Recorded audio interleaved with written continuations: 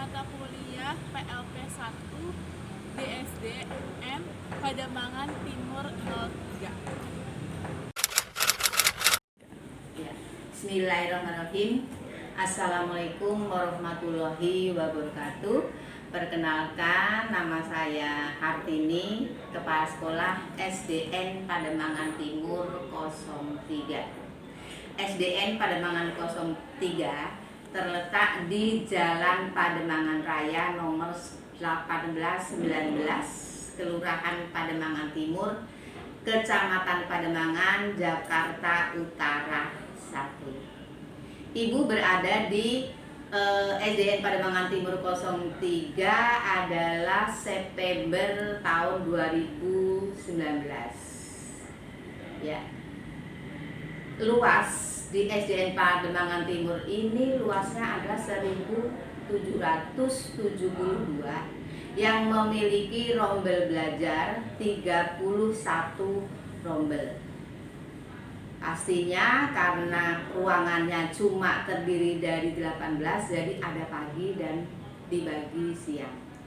Kemudian tenaga pendidiknya adalah terdiri dari 43 pendidik baik negeri dan KKI. Kemudian tenaga pendidik mapel penjas adalah 4 guru, bahasa Inggris 3 karena kita menggunakan mulog bahasa Inggris. Kemudian TU-nya ada 3, penjaga sekolahnya ada 5. SDN Pademangan Timur mempunyai visi yaitu terwujudnya sekolah yang unggul, prestasi, integritas, gotong royong, mandiri yang sesuai dengan kurikulum 2013. Pembiasaan di SDN Pademangan Timur banyak sekali, yaitu antara lain adalah pembiasaan makan bersama setiap hari Jumat pertama dan Jumat ketiga. Kemudian sholat duha itu adalah setiap akhir bulan, hari Jumat sholat duha. Nah, kemudian SDN Pademangan Timur juga banyak mempunyai ekskul, antara lain adalah paskibra, kemudian tari, silat, karate, dan band, marawis. Banyak sekali pokoknya. Tujuan ekskul adalah untuk menyaring anak-anak, yaitu yang mempunyai atau menyalurkan hobinya. Siapa yang hobi menari, siapa yang benar. Disitulah letaknya untuk mencari bakat anak-anak yang di SDN Pademangan Timur 03. Kemudian kita juga mempunyai pramuka. Pramuka itulah ekskul tapi menjadi wajib.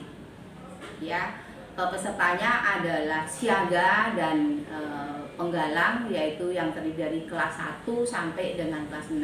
Semua wajib mengikuti kegiatan ekskul pramuka. Mungkin itu saja yang bisa saya sampaikan. Mudah-mudahan ini menjadi informasi untuk kalian semuanya. Terima kasih. Wassalamualaikum warahmatullahi wabarakatuh.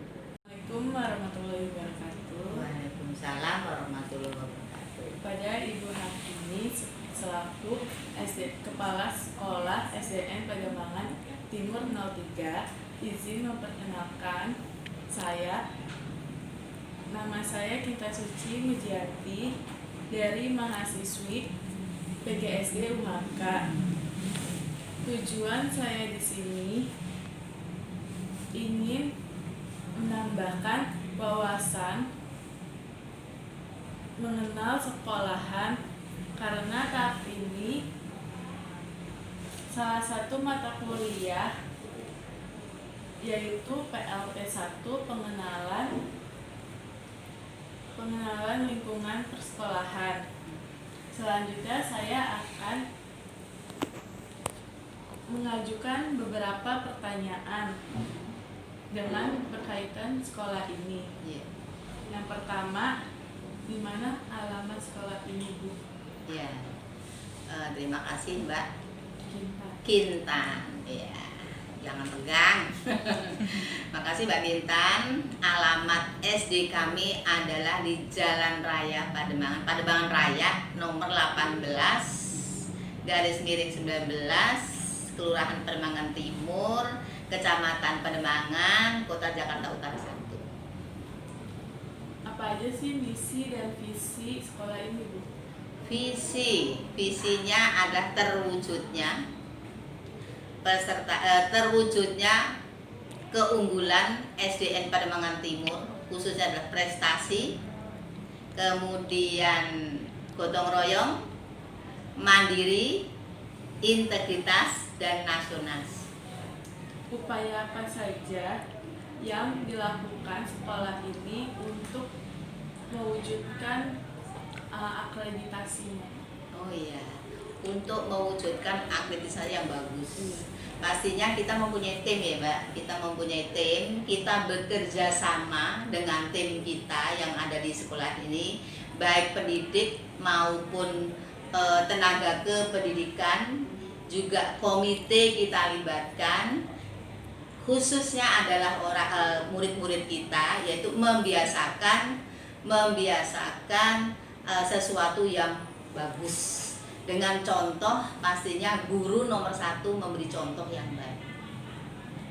Kegiatan apa saja yang diterapkan sekolah ini untuk mengandung unsur positif? Oh iya, biasanya kita membuat slogan Mbak. Slogan-slogan jangan dipojokkan, buanglah sampah pada tempatnya. Nomor 1, saya sendiri itu sering mengambil sampah di lapangan, sehingga anak-anak pasti melihat. Kita memberi contoh, kemudian anak-anak melihat. Kemudian di SDN ini juga kita menerapkan anak-anak itu adalah membawa tembel minum ya, minum sendiri. Jadi kalau mau jajan pun pakai cangkir sendiri. Mau beli bakso bawa mangkok sendiri. Untuk apa? Adalah untuk mengurangi kebersihan yang ada di sekolah. Yang dulu tidak diterapkan seperti itu, sekarang diterapkan seperti itu, ternyata membawa dampak yang sangat luar biasa. Yang dulunya sampah menumpuk, sekarang adalah sampah itu menjadi kosong. Itu yang paling kita terapkan lah tadi, membuang sampah pada tempatnya, kemudian kedisiplinan. Disiplin itu penting. Disiplin itu harus mulai dari anak itu sedini mungkin. Seperti berangkat sekolah. Berangkat sekolah itu setelah jam 7 itu adalah pagar kita tutup. Nah, ketika ada orang tua memprotes, kita panggil, kemudian kita beri arahan. Karena kita harus bekerja sama dengan orang tua agar kedisiplinan anak-anak itu benar-benar tertanam dari sejak sedini mungkin. Kemudian di kelas juga seperti itu. Ibu menyampaikan kepada guru-guru bahwa di kelas itu harus diterapkan sedini mungkin, tidak harus mulut yang berbicara, tetapi dengan kode. Contohnya ya Mbak ya, nanti kalau ketika kalian menjadi guru, contohnya anak mau membuang buang air kecil ke belakang, tidak usah kita kesepakatan bahwa anak-anak kalau kalian mau buang sampah, kamu membuang air kecil, bisa kalian hanya angkat tangan, tandanya seperti ini. Oh iya, ini ada juga yang menggunakan kode ya, kode apa gitu, ambil di pojok, diangkat, oh iya itu tandanya mau shift gitu. Jadi tidak harus guru itu teriak. Kemudian kita tanamkan juga untuk mendiamkan anak di kelas, tidak perlu kita itu teriak dengan memukul meja 2 kali, drap. Oh iya itu tandanya. Tapi dari awal kita harus mempunyai kesepakatan. Apa aja sih di sini ekstrakurikulernya? Ekstrakurikulernya banyak. 1, paskibra, karate, silat, tari, pantomim, drum band, marawis, apa lagi ya, pramuka, kemudian sepak takraw. Itu apakah yang wajib atau tidak? Untuk ekskul itu kan tujuannya adalah menjaring hobi anak-anak. Yang wajib harus diikuti anak-anak itu adalah pramuka, karena pramuka wajib. Untuk yang lainnya tidak harus, tetapi hobi kalian apa? Kita kan membuat angket. Hobi kalian apa? Kemudian nanti digiring untuk masuk ke dalam ekskul tersebut. Itu kelasnya dari kelas berapa aja, Bu? Kelas 1 sampai dengan kelas 6 itu wajib pramuka. Kalau yang tidak wajib ya kelas 1 sampai kelas 6 juga sih. Gabungan ya? Tapi hanya ada ekskul, salah satu ekskul yang hanya bisa dilaksanakan kelas 4 ke sana. Contohnya paskibra itu kan anak-anak harus yang sudah mateng, kemudian anak-anak yang sudah lebih mandiri, yang gampang diatur. Kerja yang ada di sekolah ini. Sistem kerja yang ada di sekolah ini, yang pertama kita masuk adalah jam 6.30. Pulang kita adalah jam 15. Itu untuk tenaga pendidik. Kalau untuk tenaga kependidikan itu pulangnya adalah jam 16. Gitu, ya. Yang kedua itu bagaimana struktur organisasi yang ada di sekolah ini. Kita mempunyai struktur organisasi, yaitu struktur organisasi yang pertama SDN Kalimantan Timur 03 yang terdiri dari kepala sekolah, kemudian wakil kepala sekolah. Wakil kepala sekolah kita ada 3, yaitu wakil kepala sekolah bagian kurikulum, wakil kepala sekolah bagian kesiswaan, kemudian wakil kepala sekolah bagian kemudian selain kepala sekolah, kemudian ada juga komite. Komite juga termasuk ikut organisasi yang ada di sekolah. Kemudian ada tenaga pendidik dan tenaga kependidikan. Kemudian yang kedua itu adalah organisasi untuk kepramukaan. Ada ini Mabigus ya, kalau sekolahan. Kemudian ada pembina-pembina, kemudian ada pelatih. Pembina terdiri dari guru, baik guru siaga maupun guru pelatih penggalang. Kemudian pelatihnya itu kita ambil dari dua. Jadi ekskul pun ada strukturnya ya, struktur organisasi ada. Bagaimana cara menerapkan peraturan dan tata tertib di sekolah, baik pada siswa, guru maupun untuk keseluruhan. Peraturan itu dibuat adalah untuk ditaati. Yang paling tidak nomor 1 adalah saya sebagai kepala sekolah itu harus memberi contoh.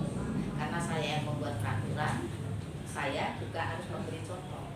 Peraturan itu dibuat, didiskusikan bersama guru-guru pada saat kita mengadakan rapat kerja. Rapat kerja itu kita laksanakan pada sebelum awal tahun pelajaran. Di situ kita menentukan aturan-aturan, tata tertib yang ada di sekolah, kemudian tata tertib untuk anak-anak. Nah, bagaimana caranya? Adalah ada plan tata tertib. Kita tempel di ujung-ujung tembok agar anak-anak itu mematuhi. Nah, kemudian kalau ada anak-anak yang tidak mematuhi, pertama adalah kita panggil, kemudian di situ juga ada sanksinya kalau anak-anak itu adalah melanggar. Intinya nomor 1, guru kepala sekolah harus memberi contoh tata tertib itu, karena memang tata tertib itu dibuat ada untuk mendisiplinkan kita semua. Berarti kalau misalnya upacara juga dibikin peraturan juga ya? Upacara itu kita laksanakan setiap Senin ya, Senin pada saat kita touring, karena ini sudah dari bulan Maret ya, sudah lama banget kita tidak upacara. Kemudian hari-hari besar pasti ada aturannya, dalam upacara itu pasti ada tata tertib. paling tidak adalah kedisiplinan anak-anak. Jika ada siswa yang terlambat, bagaimana? Yang terlambat kan ada guru piket.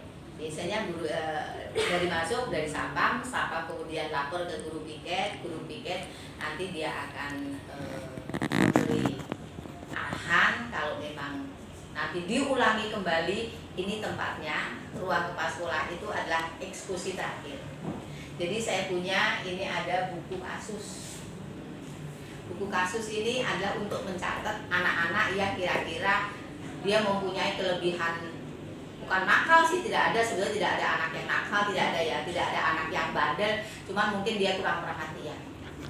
Karena setelah kita pelajari ya, setiap anak berulah di sekolah itu ternyata adalah di rumah dia membawa masalah. Yang orang tua bercerai lah, yang apa itu pasti baik. Setelah kita ini banyak banget di sini catatan untuk anak-anak. Jadi kantor kepala sekolah adalah eksekusi terakhir untuk anak-anak yang benar-benar udah overload ya. Badannya sudah overload dan guru-guru sudah angkat tangan di sini. Biasanya nanti di sini kita pertemukan antara orang tua, yang orang tua sudah bisa ya pasti datang dua-duanya. Di sini tangis-tangisan, anaknya minta maaf sama ibunya, antara suami istri yang tadinya ini alhamdulillah bisa. Ya.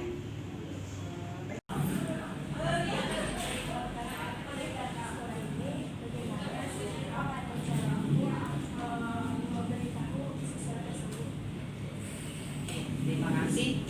Jadi ketika anak tidak mengikuti tata tertib yang ada di sekolah, yang nomor satu saya kerjasama dengan guru.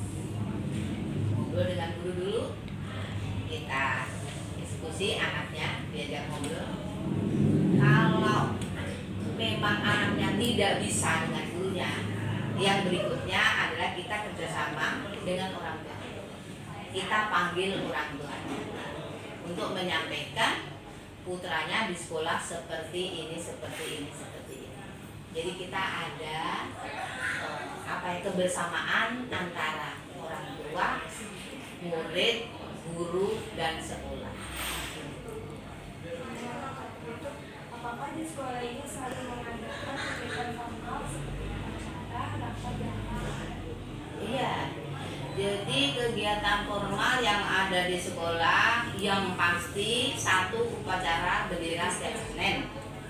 Kemudian pembinaan terhadap guru itu 1 bulan kita rapat 2 kali 3 kali. Kemudian briefing itu setiap hari. Jadi setiap hari ibu bangkitkan, ibu kumpulkan guru-guru untuk memberi semangat. Kemudian kita membuat zel-zel. Apa kabarnya guru-guru pagi ini? Gitu. Kemudian guru menjawab, alhamdulillah sangat baik, luar biasa, tetap semangat, Allahu Akbar. Itu adalah untuk membagikan energi guru. Jadi sebelum kita masuk dalam kelas, kita briefing dulu, kita sapa, kemudian kita membuat zel-zel.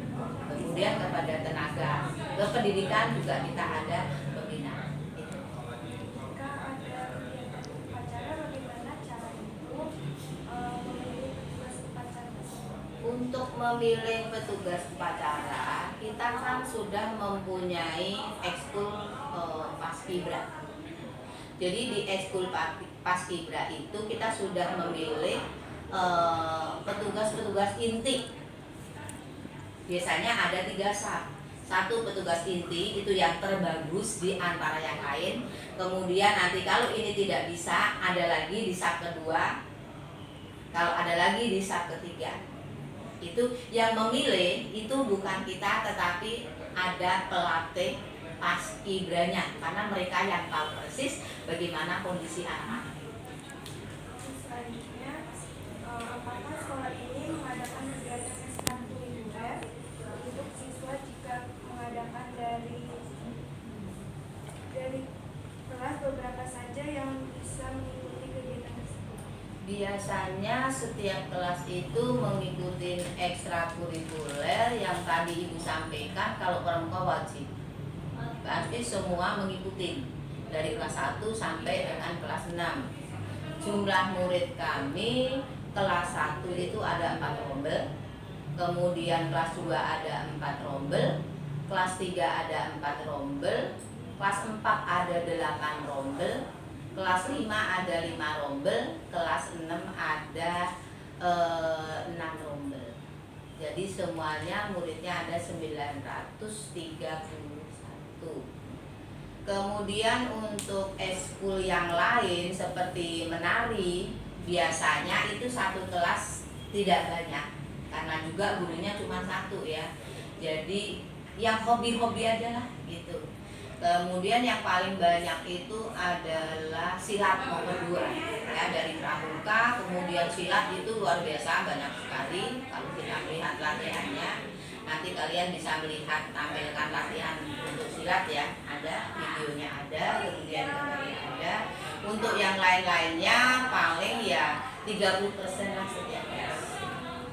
Ibu terima kasih ya Bu atas kesempatannya. Sama-sama, terima kasih juga. Assalamualaikum warahmatullahi wabarakatuh. Waalaikumsalam warahmatullahi wabarakatuh. Assalamualaikum warahmatullahi wabarakatuh. Waalaikumsalam warahmatullahi wabarakatuh. Kami dari mahasiswa PGSD Wabrat ingin menanyakan beberapa pertanyaan tentang siswa yang ada di sini. Yang pertama itu bagaimana sih karakteristik siswa pada umumnya Bu? Kalau di sini ya pada umumnya dia sini pada umum Terminal 3 karena memang kondisi lingkungannya ya termasuk daerah yang padat seperti itu ya, memang dia kalau misalnya dari segi nilai ataupun dari segi kemampuan anak-anak sih menang ke bawah ya maksudnya. Cuma memang ada beberapa anak yang memang karakteristiknya menonjol gitu. Misal kita ada anak prestasi di dongeng gitu misalnya. Ada beberapa yang memang kemampuannya menonjol karena juga dukungan dari orang tua gitu. Tapi kalau secara pada umumnya anak-anak di sini ya sedang-sedang aja. Cuman ya kalau alhamdulillah sih kalau misalnya dari segi prestasi kemarin juga istilahnya masuk ke SMP-nya, kalau main dari umur ya mayoritas hampir di atas 80% kita bisa masuk negeri semua SMP-nya. Dengan corona ini apakah ada menghambat? Sangat menghambat karena kan memang kita biasa tatap muka, kemudian kondisi di sini kan lingkungannya padat penduduk dengan kondisi ekonomi yang menengah ke bawah, jadi pasti istilahnya baik dari segi kuota, dari segi kepedulian orang tuanya itu sangat-sangat menghambat dari proses pembelajaran. Jadi kalau istilahnya kalau orang tuanya peduli, gimana caranya kan kuota dicari, apalagi ada KJP. Tapi kalau orang tuanya nggak peduli, punya KJP, punya uang pun ya segitu anaknya banyak yang tidak mengerjakan tugasnya. Saya ingin menanyakan bagaimana sebagai seorang guru memahami siswanya yang pendiam atau yang kurang aktif dan bagaimana solusinya. Oke. Kalau saya pribadi sebagai guru, bagaimana sih cara mensiasati kalau saya punya siswa yang terlalu pendiam ataupun dia kurang aktif gitu ya? Tentunya dengan pendekatan pribadi. Istilahnya kalau saya sih lebih menganggap bahwa bukan guru dengan murid ya, tapi lebih ke teman gitu. Jadi kalau saya lebih cenderung, saya tuh kalau istirahat lebih sering di kelas juga ya. Jadi kalau anak-anak yang memang dia sangat pendiam, bahkan mungkin pasti ada lah di kelas yang dia kayak dikucilkan sama teman. Ini kok anaknya nggak main sama siapa-siapa, nah itu sering diajak ngobrol. Kamu kenapa sih gitu? Kamu ada apa sih gitu? Sering diajak ngobrol. Dan kalau PJJ kayak gini lebih sering kalau saya pribadi ke anak-anak yang memang dia tidak mengerjakan tugasnya ya lebih sering WA pribadi ya, kamu hari ini apa kabar gitu, mau dibahas mau nggak mah itu mah nanti gitu. Kalau saya lebih ke gitu, kamu apa kabar hari ini gitu, kenapa sih kamu nggak mengerjakan tugas hari ini, kamu ada masalah apa dan sebagainya. Mungkin ya jawabannya saya nggak punya kuota, tapi setidaknya kalau memang dia sampai berkali-kali kok begini-begini aja, suka nanya aja, kamu ada masalah apa sih, cerita dong sama ibu, nggak apa-apa gitu. Jadi lebih ke pendekatan pribadi kalau saya pribadi ya gitu. Kalau kayak gini kan kita belajarnya daring kan. Nah itu susah kan memahami Iya, siswa yang betul. pendiam itu bagaimana?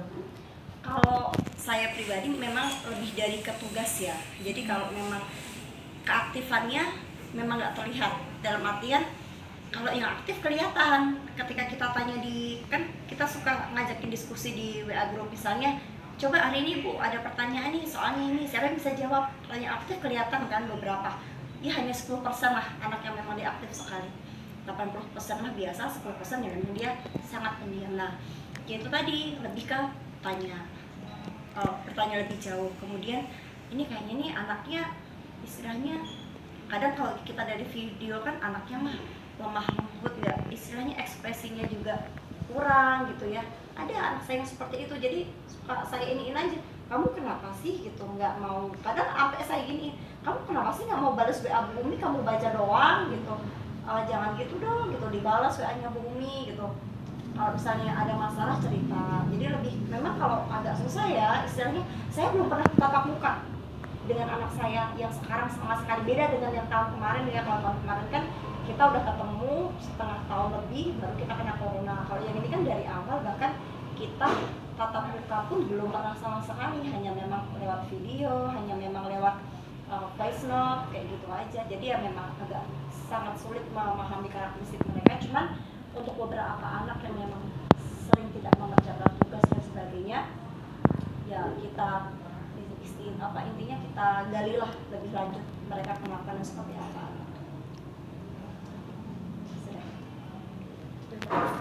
Iya, sama-sama, semoga membantu ya. Udah, pamit ya. Ya, terima kasih ya.